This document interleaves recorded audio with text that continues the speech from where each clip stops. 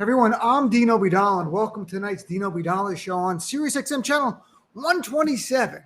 It is Monday, September 27th. As always, I'm Dino Vidal, here to be your MBFF. Just want to mention, if you look at my logo on my Twitter account or my Facebook account, you might notice a slight change. If you don't, I'll tell you what it is. But it really sums up where we are as a nation.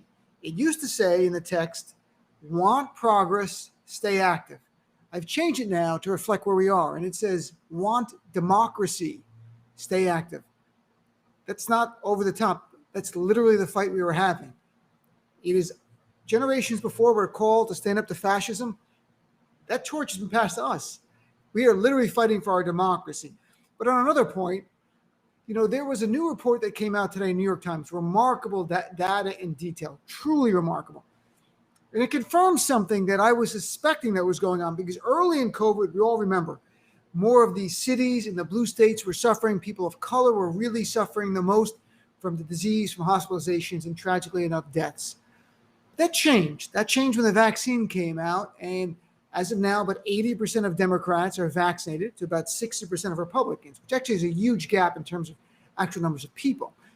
And what we're seeing is it is now the red states and the red counties, even in blue states, that have higher cases, but higher hospitalizations and higher death rate. So this thing has changed, and as New York Times called it, COVID red states or COVID red, but COVID red states is actually a real thing. And, early on, you remember when that terrorist was in office, Donald Trump, he did not care that we were getting sick in the blue states, or if you live in a blue state like I did, he didn't care about us. He would say things like, if you take the blue states out, we're really at very low levels. It didn't matter what was going on. We all heard about Jared Kushner's plan to provide national testing, but at that time they realized, or at least thought, this was a blue state disease, so they didn't care about us. They didn't care if we died. They literally did not care if we died. And then Donald Trump also economically did not want to agree to a bailout, because at the time he said blue states are the ones suffering the most or needing the most help, is the way he put it. So it's not fair to red states to give them money. But everything is reversed now. And there's one statistic here in the New York Times report. I just got to read you here.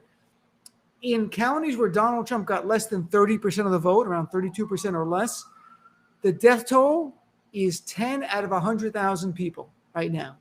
In counties where Trump received at least 70% of the vote, the death rate is 47 out of 100,000 people. So from 10 out of 130,000 in blue counties to 4 times that, nearly 5 times that in red counties.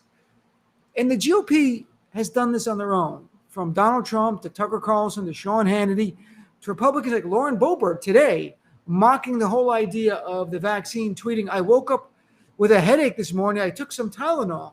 Now, if everyone else could take some Tylenol too, so mine would start working, that would be great. You have to wonder, was her Tylenol paid for by her campaign funds? Because she's violated the law with that already.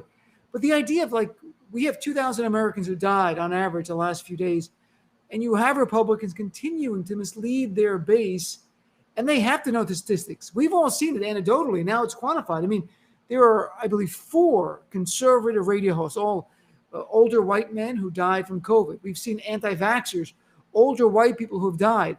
These are people who would not have died of natural causes, who would have been around for years to vote for Donald Trump and actually amplify the GOP MAGA terrorist message. They're dead. They don't care.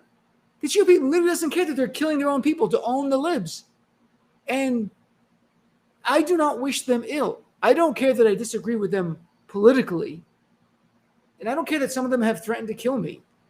I don't wish them ill. And Donald Trump I despise. I don't wish him ill at all. I don't want him to die, because death is too easy. I want him to be in a prison cell for years and years and years, to die a slow, painful death. That's what I really want. And I say that because we are the American patriots and he is a terrorist who tried to overthrow our democracy. But I don't wish my fellow Americans sickness. I wish they would listen to doctors. They can tune out all the politicians, left and right, if they want. Tune out Fox News, tune out MS, everything. Talk to a doctor. Go to a pharmacist if you don't have a doctor. Go to a clinic. Ask them questions. At this point, their mind is probably made up. There's nothing we can say, but I really wish it could be reached. First of all, they are human beings. And secondly, because they are getting sick now and swamping the hospitals, vaccinated people can't get the medical care they need because of the selfishness of these Trumpers who not only subscribe to a lie, but repeat it and make it about freedom. I've said before, where is our freedom to live free from a virus? So we'll talk more on my show today. They don't care that they're killing their own people. Should we? Do you care? Like Melania Trump's jackets. I don't care. Do you? Or do you? Do you still care that their fellow Americans being misled by the worst, by the Lauren Boeberts, the Tucker Klansmans, and others? So my show's live 6 to 9 p.m. on SiriusXM. If you don't subscribe to SiriusXM, go to the website. There are free trials. Check it out. Then call into my show. Be a part of our family. We have a lot of work. Remember, if you want democracy, stay active. Thanks for tuning in.